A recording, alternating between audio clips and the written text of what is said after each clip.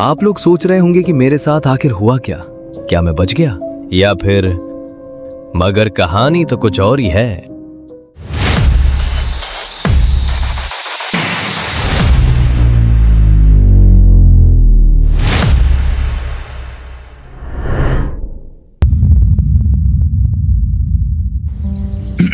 ये हूं मैं और मेरा नाम है जय। आप सभी की तरह एक आम इंसान जो रोज सवेरे अपनी बकेट लिस्ट को पूरा करने के जोश और नई उम्मीद के साथ उठता है। और ये है मेरी प्यारी सी फैमिली, जहाँ है एक समझदार और कर्तव्यनिष्ठ पापा, एक भोली और सबसे स्वीटेस्ट माँ, और हाँ, एक मस्तीखोर भाई।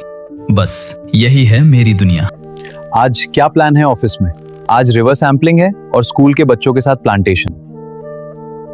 देखना भैया, नेचर को बचाते बचाते खुद जंगल में मत चले जाना।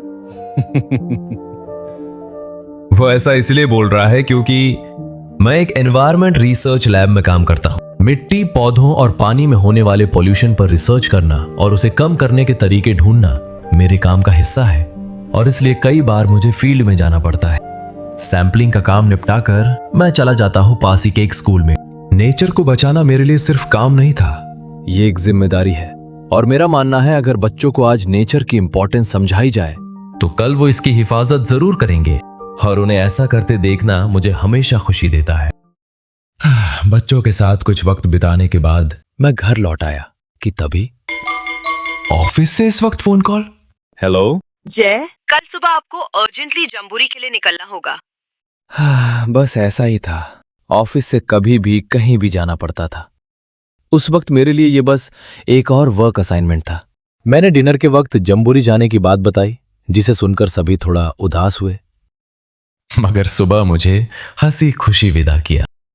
नए सफर के लिए बड़ा खुश था मैं, और कंपनी के प्लेन से मैं बस कुछ ही घंटों में जम्बूरी पहुंच गया था।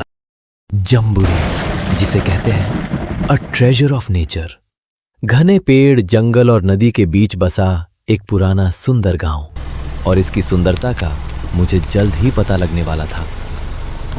जम्बूरी के लैब में मैं अपने पुराने साथियों से मिला। किसी नई जगह पर अगर पुराने दोस्त मिल जाए तो जगह अनजानी नहीं लगती, है ना? अगले दिन हमें बताया गया कि जम्बूरी के कुछ खास इलाकों में पौधों और मिट्टी में ऐसे मिनरल्स के ट्रेस मिले हैं जो वहां आम तौर पर नहीं पाए जाते। सैंपल लेकर लौटते वक्त जब हम गांव से गुजर रहे थे, तभी मेरी नजर उस पोस्टर पर पड़ी जिसने मेरी पूरी जिंदगी ही पलट दी। मैंने अपने कलीग से पूछा कि इस गांव में एडवेंचर क्लब भी है। उसने बताया कि ये लोग साल में एक बार एडवेंचर एक्टिविटी कैंप लगाते हैं। अगर तुम ज्वाइन करना चाहते हो तो संडे को इनके ऑफिस पहुंच जाना। कैंप वाली बात सुनकर मैं बहुत एक्साइटेड था और बार बार अपने डायरी में लिखी बकेट लिस्ट को देखता रहा, जो अब संडे को पूरी होगी। अगली सुबह मैं एडवेंचर क्लब पहुंच गया। वहां मैंने मैनेजर से मिलकर स्काई डाइविंग के लिए अपना रजिस्ट्रेशन करवाया।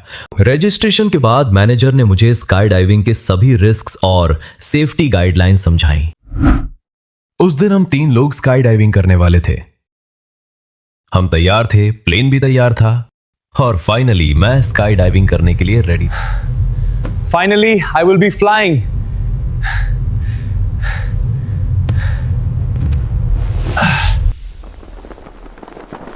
खुद को बादलों के साथ उड़ता देख मैं बहुत खुश था कि अचानक